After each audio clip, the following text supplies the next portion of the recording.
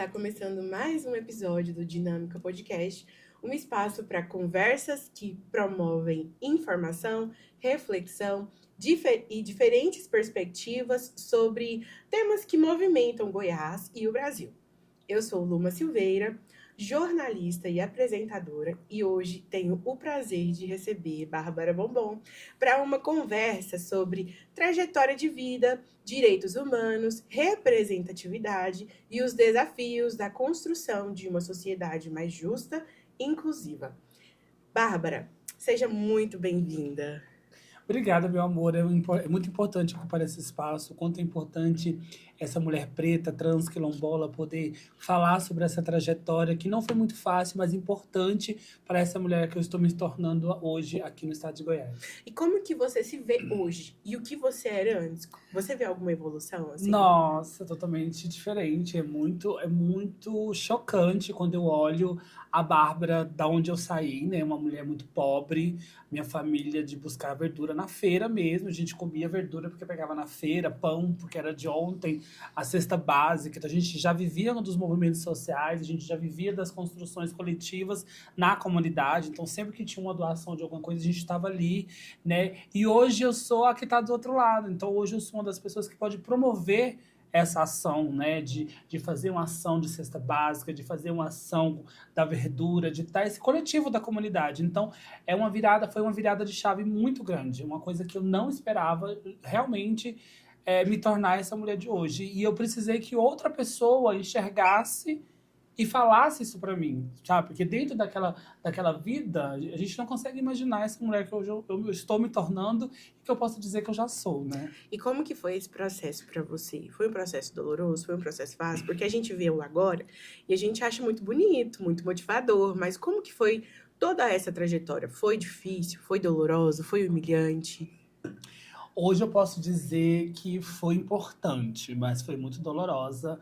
Eu aprendi muita coisa na vida, né? Então, quando hoje, às vezes, nos lugares que eu ocupo, as pessoas perguntam assim: Bombom, você é formada em quê? Aí eu falo: eu sou formada na vida, eu sou formada na luta e na resistência, porque os lugares que eu tive que ocupar, né? A gente morou em várias ocupações, a gente passou muita necessidade. Então, são coisas que me fez uma mulher mais forte e não me abater fácil, né? Não é qualquer coisa que vai me derrubar, não é qualquer coisa que vai me fraquejar. Porque eu sei a dor da fome, eu sei o que é você não saber onde vai dormir, se você não sabe como que vai ser o seu final do dia, né? Então, isso para mim foi muito forte. E hoje eu vejo que cada lugar que eu pisei foi importante para essa mulher que eu sou hoje, porque hoje eu consigo olhar para pessoas da sociedade que ninguém olha, assuntos que a comunidade ainda não fala, sabe? Então, foi uma trajetória difícil, foi dolorida, mas hoje eu entendo a importância de eu ter passado aquela fome. Porque hoje eu sei que aquela fome não foi só minha. Ainda é um assunto muito forte no país. A gente precisa olhar sobre a fome ainda. E todos os outros assuntos. Então, dolorido foi, mas hoje, com essa mulher que eu construo, eu vejo que foi importante. Eu vou fazer um paradoxo sobre a fome. Antes você tinha de alimento e agora você tem fome de quê? Sabedoria. Eu acho que eu preciso saber muito mais, eu preciso ter uma bagagem muito maior, porque hoje eu não falo mais só da minha fome, eu falo da fome nacional, e por que não falar da fome do mundo, né? Porque o que acontece no mundo atinge os nossos corpos de uma certa maneira, então a fome que eu preciso ter hoje é de sabedoria, eu preciso me alimentar mais de sabedoria para poder defender os meus e os outros também, ou como referência no mundo, ou realmente podendo ajudar, né, como alimentos, né? Eu vejo o que aconteceu na Venezuela e é muito difícil você estar de mãos atadas, mesmo sendo essa mulher que constrói, mesmo sendo essa mulher política, e eu ainda não consigo fazer nada, sabe? Nem como é que eu falo, nem começar um projeto. Eu não posso nem pensar hoje em um projeto, porque tem um monte de sistema que ele vai, uma gaveta ele vai ficar. Então isso me dói um pouco. Então eu acho que a fome que eu tenho hoje é de sabedoria. Entendi. E sobre sabedoria, licença. Sim. Olha só o que eu tenho em mãos. Fala pra gente um pouquinho. Esse é meu neném. Esse é meu livro que eu lancei com o Instituto Marielle Rosa Luxemburgo. São 10 mulheres negras não eleitas, né? Porque todo mundo fala da candidata, mas ninguém fala sobre o pós. O que é voltar para casa depois das eleições. Como que é a sua vida após? Porque a gente planta esperança no coração das pessoas, mas a gente também planta essa esperança no nosso coração. E aí você vive aquilo que a campanha é uma coisa muito louca. E aí você volta para sua vida real. Como que é você voltar para sua comunidade? Como que é você sentar na mesa da família no domingo, que você se torna a bombom e no outro dia você só é aquela mulher que pega um ônibus, que constrói. Então esse livro é um pouco disso. São 10 mulheres do país e eu sou a única representação do estado de Goiás. E o mais, assim, o mais chocante de tudo isso, de toda essa construção, que quem assina esse livro é uma das maiores referências, né, que é a Benedita, né, Benedita da Silva, que assina esse livro, que é uma referência de mulher preta, é uma referência de mulher na política. E quando eu conheço Benedita e tenho um livro assinado por ela, da onde eu vim, é um sentimento muito forte, sabe? Porque eu saí lá das mazelas mesmo. E pesquisando sobre a vida da Benedita, ela era empregada doméstica. Então a gente já tem uma história meio parecida, né? Que como eu sou faxineira, ela foi empregada doméstica. Hoje ela é Benedita da Silva e hoje eu estou encaminhando como Bárbara Bombom. Então esse aqui é meu neném, meu primeiro livro. É um livro que é gratuito, que as pessoas podem baixar pelo Instituto Marielle, chama-se Rosas da Resistência. É importante que vocês leiam, que vocês possam levar esse livro para a sua comunidade. Eu acho que um exemplo que ficou claro para o Brasil todo sobre perder uma eleição e continuar a vida é do Haddad. Quando o Haddad perdeu as eleições em 2018, ele, no dia seguinte, foi dar aula. E aí, quem estava lá? A TV estava lá, perguntando o que ele ia fazer. E ele falou, estou indo para a faculdade dar aula, né? Então, assim, como que continua? Como que foi continuar? Foi um pouco difícil. Eu vi, assim, porque são duas eleições que eu vivi, né, na minha caminhada. 2022 foi um pouco mais fácil, porque na época eu fui uma das mulheres mais bem votadas, então foi aquele boom, ninguém sabia quem era Bombom, então era tudo novo, era tudo muito maravilhoso, tudo mágico. Então foi difícil, foi, mas foi interessante, porque as pessoas conheceram uma Bombom que ninguém sabia que existia, porque ali era a Bombom da periferia, aqui bebe cachaça, aqui, né, do vamos ver. 2024 já foi diferente. Eu já tinha um porquê de estar ali como candidata a vereadora. Então, voltar de 2024 foi mais difícil. E o 2024, que é para vereadora, é muito corpo a corpo. Então, eu tive muitos embates, porque o preconceito no estado de Goiás é muito grande. Então, uma mulher preta, eu sou a primeira mulher preta candidata a vereadora por Goiânia. Então, eu tive muita dificuldade de sair nas ruas, eu fui muito atacada, eu fui muito agredida. Então, quando eu chego no final, quando eu olho o resultado das eleições, eu tenho que sentar na mesa da minha família, eu tenho que sentar na porta da rua com os meus vizinhos, que foram aquelas pessoas que eu plantei a esperança da mudança, e eu volto para aquela mesmice, foi um pouco difícil.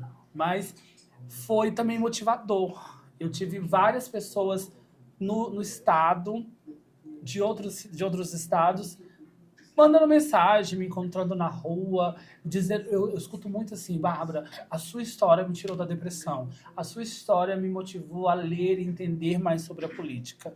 Então foi um pouco disso, eu fiquei no equilíbrio, sabe? Um pouco triste, um pouco feliz, porque é uma outra mulher que vem da eleição de 2024, mas é bem complicado. E a bagagem que você carrega, ela é extensa. Ela tem muitas camadas, tem muita representatividade, são muitas pessoas. Mas eu vejo que às vezes há uma certa resistência das pessoas em acreditarem que alguém pode lutar por elas. O que você acha nesse aspecto de que você motivou, mas precisa continuar, precisa ir e precisa também se motivar para não desistir, porque você também é um ser humano? Isso é uma pergunta muito importante, muito interessante, porque é muito difícil falar sobre política no estado de Goiás. As pessoas estão acostumadas ao candidato que dá uma areia, dá um cimento, porque eu recebo ligação de manhã, de tarde, de noite, das pessoas pedindo alguma coisa. E quando eu falo, gente, eu não tenho dinheiro. Aí as pessoas falam assim, mas que candidato é você? Eu falo, eu sou a candidata que constrói. Eu sou a candidata que realmente quero fazer diferença.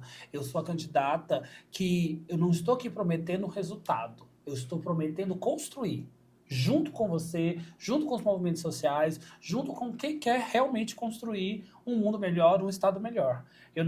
Você não pode acreditar numa pessoa que vamos trazer resultado. Ninguém tem um resultado exato. Não tem como você chegar e dar um resultado exato para a pessoa. O que a gente entrega hoje como candidata, como pré-candidata, é você construir um projeto coletivo que vá no final dar certo. E isso eu posso dizer que nesse pouco tempo de militância, de ocupar os espaços na política, já tenho vários resultados de projetos que a gente começou, de assinatura, para abrir a delegacia de Acre, várias outras coisas que a gente começou e temos hoje lá o projeto pronto. Então é isso que eu tento passar para as pessoas. A candidata que vocês têm, uma candidata que ocupa, é uma candidata que se posiciona, é uma candidata que se propõe a construir com vocês. Eu não estou aqui para dizer que eu vou fazer, porque tem várias camadas, né? Eu não posso dizer... vou trazer um exemplo. Eu moro numa rua que alaga. Hoje eu sou pré-candidata a deputada federal. Eu, uma mulher eleita, eu não posso arrumar minha rua. Eu não posso passar por cima do governador, do prefeito, do vereador, do presidente de bairro e ir lá e arrumar minha rua, mesmo eu sendo uma deputada federal eleita. Então as pessoas precisam entender o papel de cada um.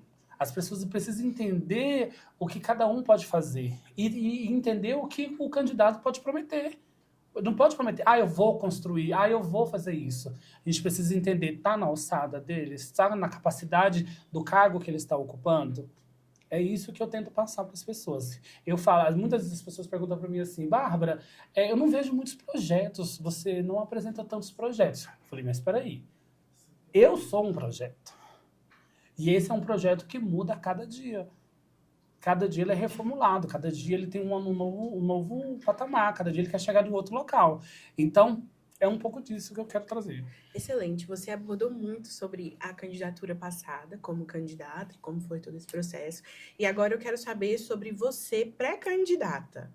Por favor, fale pra gente quais são as expectativas para essa futura eleição e como você é como pré-candidata. Eu vi uma mulher muito fortalecida, uma mulher que realmente entende a importância de ocupar esse espaço, de que o Estado entenda a importância de uma mulher preta, trans, periférica, que pega ônibus, ocupar esse espaço como pré-candidata a deputada federal. O quanto é importante trazer pautas que jamais foram discutidas no Estado, né? Falar sobre as nossas lideranças, falar sobre o território quilombola, o território indígena, falar sobre a educação com respeito, falar sobre a educação antirracista, falar de pautas que realmente é necessário para a comunidade, que é a cara do povo e que hoje ainda ninguém pauta.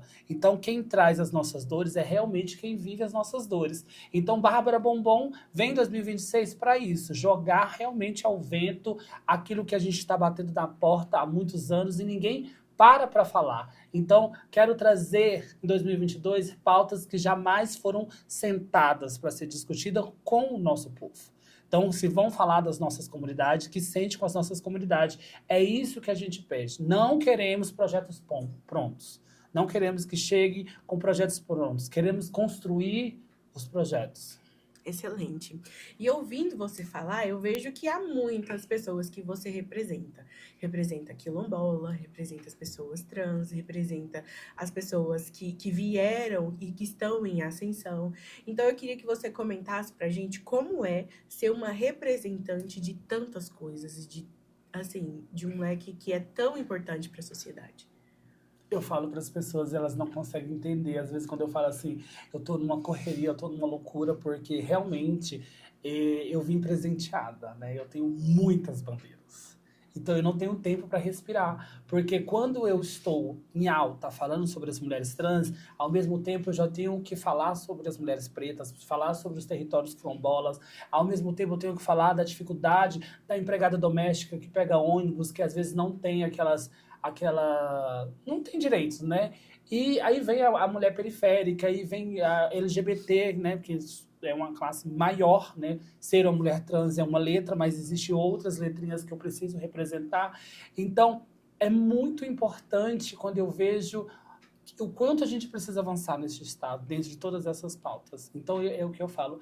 Às vezes eu não paro nessa correria por causa disso. E quando eu não estou falando, quando eu não estou ocupando o espaço, eu preciso estar estudando, eu preciso estar aprofundando em cada assunto, porque cada dia sai uma demanda nova, uma polêmica nova, e eu preciso estar ali preparada para defender o meu povo. Então é um pouco disso que eu estou vivendo, de tantas demandas. Mas ao mesmo tempo é gostoso, sabe? Porque você consegue enxergar o leque de diversidade quando você sai na rua, sabe? As pessoas reconhecendo essa construção dentro desse leque, porque as pessoas entendem que por mais que eu fale em várias bandeiras ao mesmo tempo, eu consigo falar de um jeito que eles entendam. Sabe, que isso foi uma preocupação que eu tive, de falar realmente a linguagem do povo. E o estado de Goiás é um estado seguro para roubo, para assalto, para algumas coisas. Mas para outras, como que você avalia essa segurança? Meu Deus. Então, é complicado responder essa pergunta, como se diz, do lado de lá, né? Para quem vive na periferia, para quem vive realmente esse estado que não é seguro, nem falando, nem de verdade, de jeito nenhum. O quanto é complicado você falar que um estado é seguro, que se a gente está no estado que mais mata mulheres, no estado que mais mata pessoas trans e LGBT, um estado extremamente transfóbico, um estado extremamente racista, né? O preconceito é muito grande aqui dentro e eu vivo na pele. Não é uma coisa que eu vejo nos noticiários, não é uma coisa que falam para mim, são coisas que eu vivo. Eu pego o ônibus todos os dias e eu sou a única mulher trans. Para as outras pessoas pode ser normal, mas isso é um racismo, isso é uma transfobia. As pessoas trans não conseguem ocupar outros espaços por essa transfobia. E aí você vai para a rede social dizer que o Estado é um Estado seguro. É um Estado seguro para quem? Para quem tem dinheiro? Porque não é. O Estado não pode ser seguro só porque roubou um celular. Porque às vezes as pessoas da periferia, essa mulher que está sendo assassinada, nem teve acesso ao celular. Então esse Estado seguro para essa mulher não faz diferença. Porque se ele é seguro porque não rouba o celular dela, porque ela não é assaltada na esquina, mas qual que é a segurança que ela precisa? Às vezes é a segurança alimentar. Às vezes é a segurança de estar viva, é às vezes de ter um lugar para dormir. Hoje é um estado com tantas demandas e a gente tem pouquíssimas casas de acolhimentos. E as casas de acolhimentos que a gente tem dentro desse estado não estão sendo...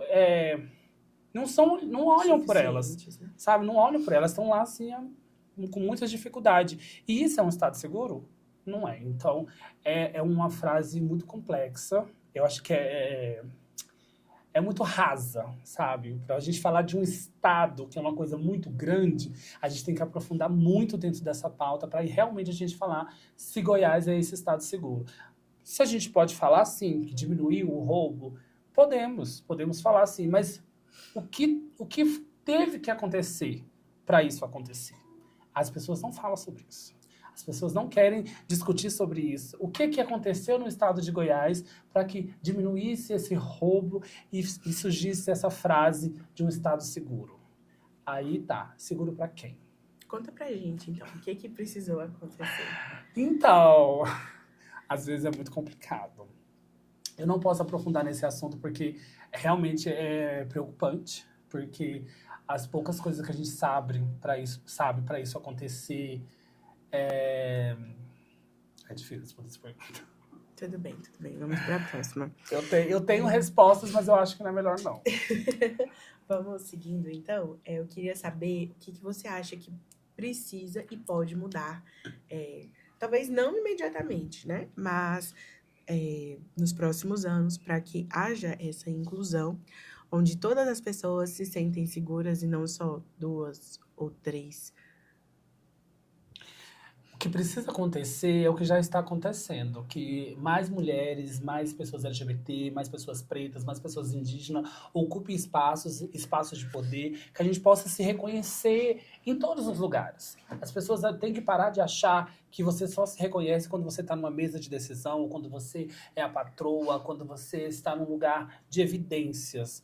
E não é. Todo lugar é importante. Então, se a gente encontra essa mulher que não se sente segura, ocupando um espaço, ela mudando a história dela, isso já é um passo de avanço para a gente poder chegar mais na frente e falar que o estado de Goiás é um estado seguro. Para ser um estado seguro, precisa ser seguro para todo mundo.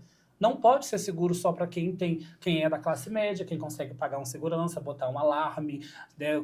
Tudo que eu nem sei, tudo que precisa para ter. Então, para ter esse estado seguro, hoje, o que a gente pode fazer hoje é realmente a gente avançar na representatividade. E muitas pessoas, elas se sentem marginalizadas, e eu digo marginalizadas não no sentido de não de serem marginais, mas no sentido de estarem à margem da sociedade. Como que você enxerga que essas pessoas podem se incluir dentro da sociedade? Acho que essa pergunta tem duas respostas, porque tem a resposta realmente de quem passa, né? Porque se eu vou dar a resposta da comunidade, das pessoas que passam esse momento, é uma coisa muito simples, é respeito. A partir do momento que você começa a respeitar a diversidade, que Goiânia é diversa em vários aspectos, de pessoa branca, de pessoa preta, de religiões, da comunidade LGBTQIA+. Então, se eu trago a resposta da comunidade, é simples, respeito. A partir do momento que você respeita, e essa inclusão tá aí, é fácil de acontecer. Porque não importa o que a pessoa é, importa o respeito que você tem por essas pessoas. Agora, se eu trago a resposta da sociedade para esse assunto, eu realmente hoje não consigo te falar, porque e ao mesmo tempo posso te trazer que é a mesma resposta, é a falta de respeito, né? Porque se você não consegue respeitar a diversidade do outro, se você não consegue respeitar a religião do outro, como que você quer trazer essas pessoas? Porque é muito igual eu escuto muito assim: "Nossa, Bombom, mas eu te aceito, mas você podia vestir isso aqui. Ai, bom, você podia fazer isso aqui. Mas como que você me aceita? Como que você gosta de mim se você já quer me mudar? Se eu não visto essa roupa, se eu não faço essa coisa, se eu não falo sobre esse assunto, não sou eu, é um personagem. Então você não me aceita. Você está querendo me transformar para fingir que me aceita. Então é um pouco disso. Então, essa pergunta tem duas respostas. Aí eu não sei qual que vai entrar. Excelente. Eu acho que aceitar, quem precisa se aceitar e se amar é você. Sim. Agora, o respeito, ele é a base de qualquer sociedade civilizada. Se você não respeita o próximo, então você também não será respeitado. Então, no momento em que você discorda de alguém, obviamente alguém vai discordar de você e isso é normal. Mas respeitar e conviver são coisas que andam juntas, elas não andam separadas. Então, você pode discordar, mas você tem que respeitar. E eu não acredito que você deve discordar falando para a pessoa como ela deve ou não ser, porque isso não diz respeito à nossa vida. Eu não quero meu cabelo azul. E eu acho lindo o seu cabelo azul, mas eu não quero. E tá tudo bem, você não vai impor o meu cabelo ficar azul, não é? Assim eu espero. Ah, não. Não, quero ser a única. Então, e você vai ser a única, mas em algum momento terá outra pessoa que vai ter o cabelo azul. É porque a gente passa sem referência, exatamente. Né? Então, assim, respeitar é viver em sociedade. Você não precisa ser aceita, você precisa ser respeitada. E esse respeito, muitas vezes, ele vai vir através de luta. De talvez falar mais firme, de ser grosseira, de exigir, de falar, este é o meu lugar e eu não vou sair daqui. E como que você se posiciona? Como uma pré-candidata que precisa ser respeitada e ainda tem que se aceitar também. Porque eu acredito que a desconstrução sua é diária, porque você encontra pessoas que talvez está numa situação de vulnerabilidade menor que a sua, e como qualquer outra pessoa, você tinha uma visão da vida e aquela pessoa apresenta uma coisa diferente. Como que você se vê nesse ambiente? Meu Deus, essa pergunta é uma pergunta que eu me faço todos os dias. O quanto é difícil. Por muito tempo eu quis ser a boazinha, sabe? Ser a legal, amiga de todo mundo. E nesse momento, quando você quer ser amiga de todo mundo, quer dizer, eu sempre fui amiga de todo mundo, as pessoas se achavam no direito de me agredir, direito de criticar coisas muito importantes que eu estava construindo, as pessoas não me respeitando. E eu tive que entender que eu não sou mais aquela amiga do dia a dia, eu não sou mais a amiguinha, eu sou uma pré-candidata, eu sou uma mulher que se posiciona, eu sou uma pessoa que tem lado, eu tenho um lado, eu tenho um povo que eu defendo. Que representa. Então eu precisei ter que mudar meu posicionamento, de ser firme, de aprender o não. Aprender a falar o não foi muito difícil. Então eu tive que aprender a falar o não para que essas pessoas entendam que precisam buscar o sim. Então eu tive que aprender que o meu não hoje para algumas pessoas, para alguns assuntos, são importantes para a formação dessas pessoas, são importantes para esses eleitores futuros, né? E é bem difícil. E sair na rua, ser pré-candidata de carro é uma coisa, ser pré-candidata de a pé é muito difícil. Eu sou parada a cada 5 esquinas de uma pessoa que... Bárbara, eu tô na rua, eu quero ir para uma casa de acolhimento. Estou agora buscando uma casa de acolhimento para uma senhora que está com câncer, tem que fazer uma cirurgia e não tem um lugar para ir. E a gente não conseguiu esse acesso. Então, é muito difícil você ter um posicionamento, a pessoa esperar de você, ter esperança que você é a única esperança dela e você não poder entregar este resultado. Então, são coisas muito difíceis. Eu acho que muito disso acontece, Bárbara, porque a forma com que a gente vê político é a forma corrupta. É a forma de que, se ele me ajudar, eu voto nele. Sim. Então, a gente vende o nosso voto por um saco de cimento, por um galão d'água, por uma carona. Mas, na verdade, a gente está dando para aquela pessoa a decisão de como será a nossa vida nos próximos 4 anos. Como vai estar a cidade e o estado que a gente vive nos próximos 4 anos. Então, nós, como sociedade, precisamos entender que ser é diferente de ter. Quem tem vai te dar, mas quem é vai te representar. E é muito mais fácil você ser alguém que tem um representante do que você ser alguém que é simplesmente alguém que se representa, que representa quem tem. Porque quem tem, representa quem tem. Quem não tem, representa quem não tem. Isso é uma coisa que a gente vive na periferia mesmo. A gente tem alguns candidatos do bairro, né? Alguns eleitos, outros não. Outros já estão anos e anos sendo herdeiros da política. E a gente vê ali, eu estou há 6 anos construindo. E nesses 6 anos, e antes desses 6 anos, a gente não tem nada. Nada que eles construíram, que eles começaram. Não temos nada. E se a gente poder enxergar essa Bárbara, nesses 6 anos, eu fiz muito mais coisas sem ser uma mulher eleita, sem ter dinheiro, do que eles que estão lá, recebendo anos e anos após anos, já vindo herdeiros de outros familiares que foram vereadores, prefeitos de Goiânia.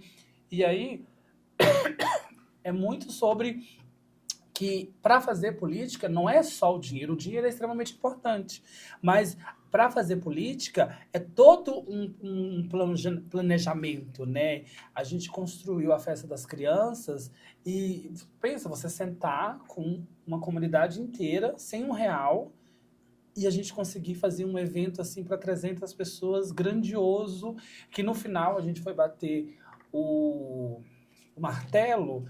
Era muito dinheiro e a gente não tinha no início. A gente tinha um sonho, uma vontade e coragem. E quando uniu todos os processos, a gente conseguiu fazer coisas que pessoas eleitas com dinheiro para isso não fez. E a gente pediu, a gente bateu na porta, a gente pediu, fez vários ofícios para várias coisas que é importante para esses eventos e a gente não conseguiu. Eu fui ter uma resposta de um banheiro 6 meses depois do evento.